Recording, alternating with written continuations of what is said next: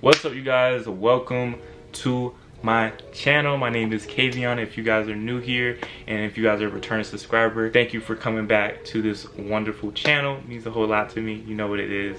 Yeah. So as you guys can tell from the title, I'm going to be talking about why we are so afraid of being average. Why are we afraid of being average? We all want to be the superhero or even the villain sometimes. We just don't want to be the bystanders. We want to be the hero or the damn villain. Either one. You know why? Because we feel like we are going to be known in the book if we're either one. So I feel like many of us struggle with that sense of feeling average, or maybe we feel like we're not going to accomplish much in life, or you know, we feel as if we want to be known for something while we're here, you know. I know I do get that. I think about that a lot, you know.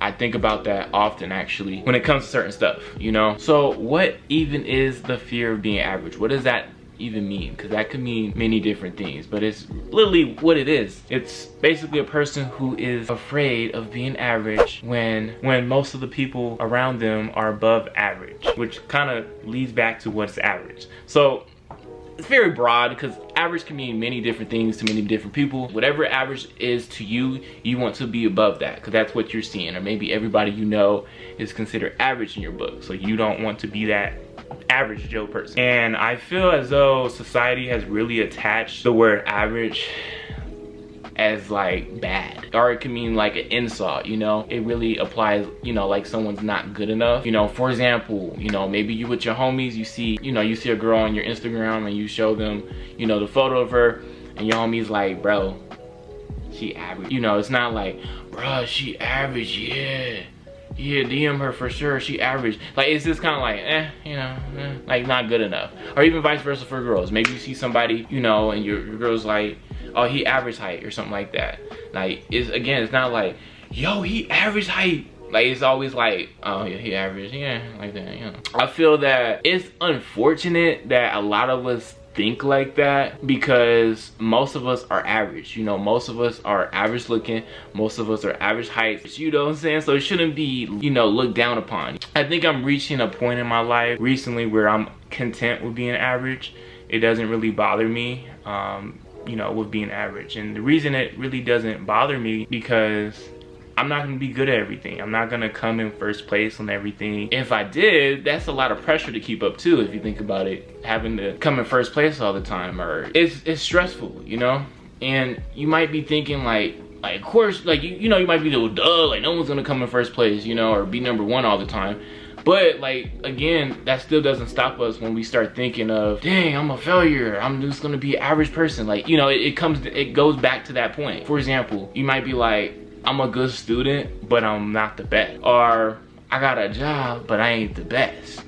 Or I'm good at what I do, but I ain't the best. Like, you know, it comes down to like, you're coming in like maybe second place, but you're like, well, it's not good enough because I didn't come in first place. And it's like, well, most people don't even come in second place. That should be an accomplishment for you. But instead, you're putting yourself down because you didn't come in first place, or you ain't the best at it, you know what I'm saying? And I feel, really, to be honest, social media, I'm not gonna say contributed a lot to it, but it definitely has contributed to why people think like that. I mean, if you go on Instagram right now and you scroll through, you know, you're gonna see maybe people, you know, trips and stuff that people post. You're going to see purchases that they made, maybe a house or a car. You know, you're seeing these highlights of what people want you to see.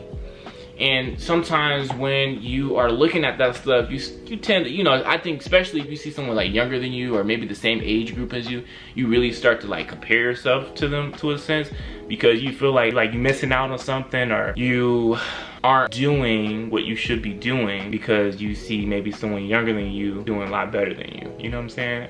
It just goes back to comparing yourself basically to people. That in turn is never good because, again, you're just seeing the front picture. You're not seeing the back end of the picture. You can be anybody you want on social media. I talked about this in the past in my videos as well, but you can portray anybody you want. So it's not really good to look at something and that's what's happening, you know. I think the only way to kind of get out of that sort of view, you know, when you go on social media, is just kind of like maybe to not use social media for a bit of time or take a break from it, because that's what I did, and it has really helped me to kind of break that cycle of thinking when I would go on social media. So I suggest you do that if you're definitely doing that as well. You may have been brought up with that sort of view. If you were not number one, you lost. Number two is not winning. You know, maybe if you heard growing up, you're going to achieve great things, you're going to, you know, you're going to be special. And as you get older, you feel like you need to live up to what you heard when you were younger, you know, or growing up.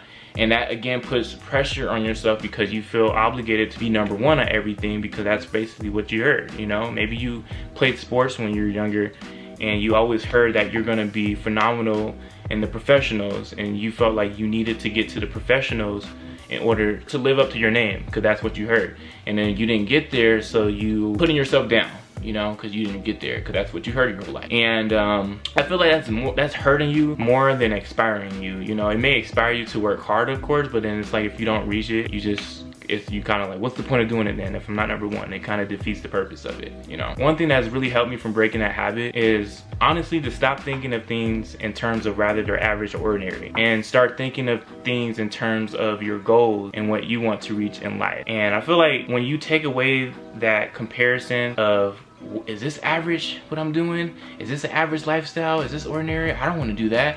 I feel like it takes away, when you take away that purpose of what even is average, it helps you because you're not thinking about, is this average or not? You're just thinking about your goals and what you like doing and, you know, what motivates you. And that's really helped me, you know, to not think of things and rather they're average or not. You know, for example, this might be, I mean, this is a random example, but let's say you want to be a rapper, all right? I know a couple people who are aspiring rappers.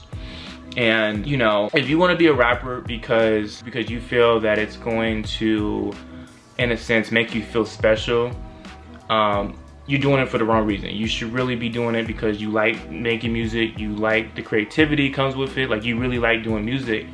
That's the reason you should be doing it, not because you feel like it's going to make you famous, it's going to portray image, it's going to get you rid of that sort of average, ordinary life thing, you know. I think that in order to break that habit, I think people should really start to focus on their goals and what motivates them to avoid that sort of view of, is this average or not? And I think once you start doing that, you're gonna be your own superhero in your own book. Because you're not worrying about, is this normal? Is this what normal people do? So, because at the end of the day, you guys, I just wanna live a very comforting lifestyle. I don't need to be the number one everything. That's stressful to be the number one everything. You know what I'm saying? I'm content with coming in number two. Obviously I want to be number one, but I'm not gonna put myself down if I don't be number one either. You know what I'm saying? And I think that people should embrace being average and ordinary. It's not a bad thing. Most of us are. Like at the end of the day, I just want to learn new experience, travel, and explore new places and just chill and be financially stable. That's my goal. Obviously, everyone's goals are different, but that's really what comes down to the next of it for me. So, not if what I'm gonna do is average or not. You know, I'm not worrying about that. I'm just focusing on me and what motivates me, so I can have a good, stable future for myself. So, yeah. Hopefully this video was helpful to you guys. If you guys haven't already, make sure you guys do hit that like and that subscribe button, and I will see you guys on my next video, and I hope y'all have a blessed day out there. Peace.